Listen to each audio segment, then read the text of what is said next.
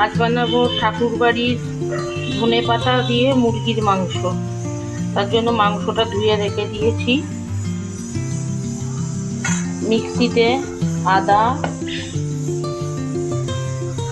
রসুন, কাঁচা লঙ্কা আর এই ধনেপাতা এটা দিয়ে পেস্ট বানিয়ে নেব। মাংসটাতে টক দই, বাটা মশলা যেটা ধনেপাতা, লঙ্কা, রসুন এসব বাটলাম, ওটা, নুন, এটা দিয়ে ভালোভাবে মাখবো।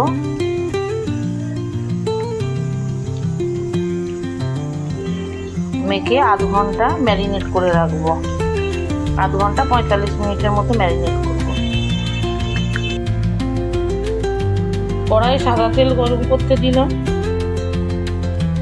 ওর সঙ্গে 1 চামচে ঘি দিলাম।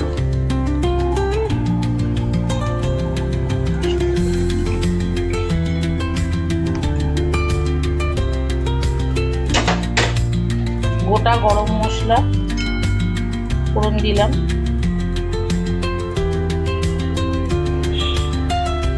তেল ঘি দুটোই গরম হয়ে গেছে।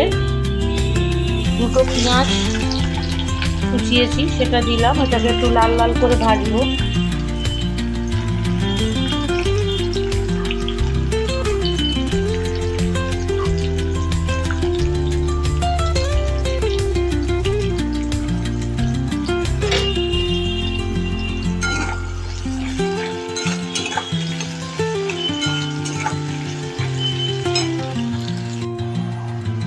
পেঁয়াজটা লালচে করে ভাজা হয়ে গেছে।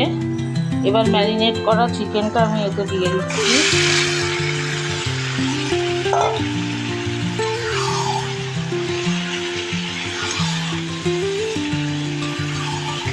এটাকে ভালোভাবে কষিয়ে ঢাকা দিয়ে সেদ্ধ হতে দেব।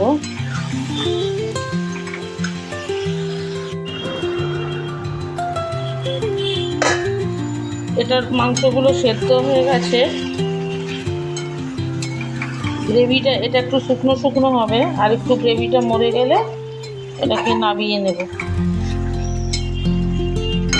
কয়েকটা কাঁচা লঙ্কাও দিয়েছি, এটা অপশনাল।